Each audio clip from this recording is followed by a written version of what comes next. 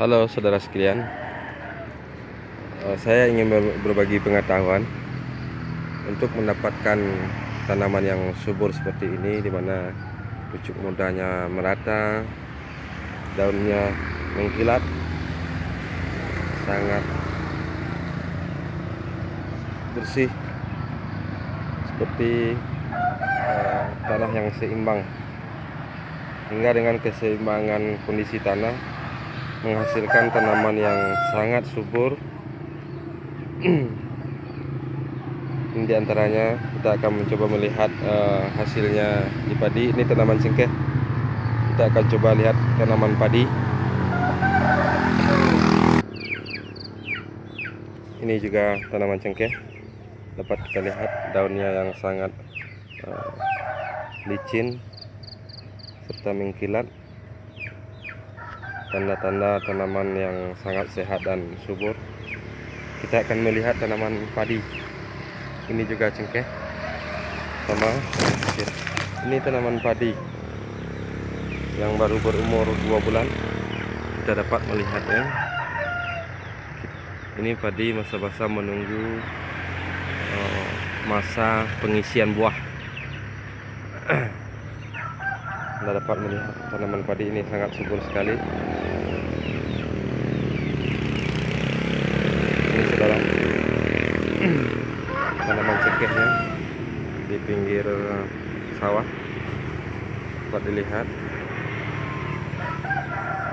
Pucuk muda yang sangat merata. Ini juga tanaman padi. Semua ini dapat dihasilkan dari pengolahan apa yang ada di sekitar kita. Nah, setelah ini saya akan berbagi bagaimana cara mengolah pupuk yang saya pakai untuk seluruh tanaman di sekitar saya ini. Jadi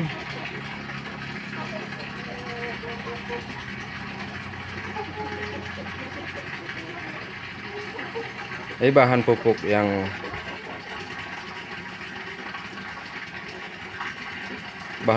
kita pakai selama ini.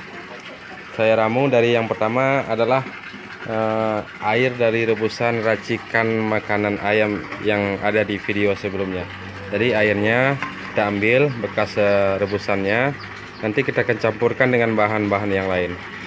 Seperti ini, kita ambil airnya seperti ini. Nah, air inilah yang akan menjadi bahan utamanya nanti. Selanjutnya, setelah air rebusan racikan makanan ayam yang terdiri dari beberapa macam daun pepaya, daun singkong, dan lain sebagainya, sebagaimana yang telah dijelaskan pada video sebelumnya. Kemudian ada air beras dan ada madu. Saya memakai madu alam. Selanjutnya air kelapa. Semua bahannya saya campur. Selanjutnya air kelapa, dan kemudian dicampurkan madu.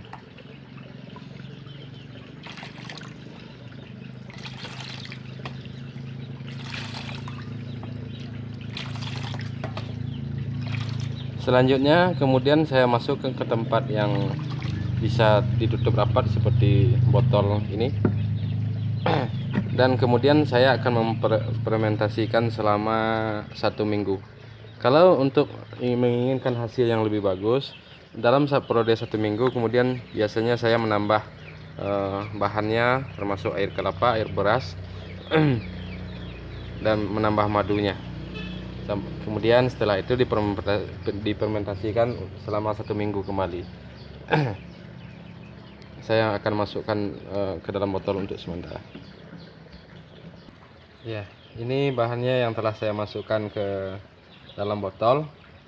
Kemudian bahan ini akan kita fermentasikan lebih kurang 1 minggu.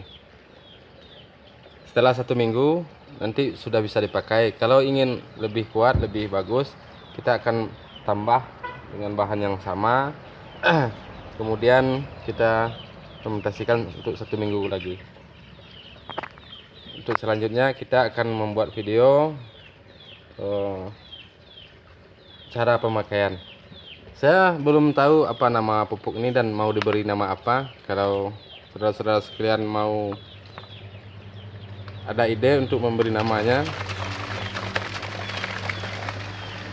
mudah-mudahan video ini bermanfaat dan terima kasih.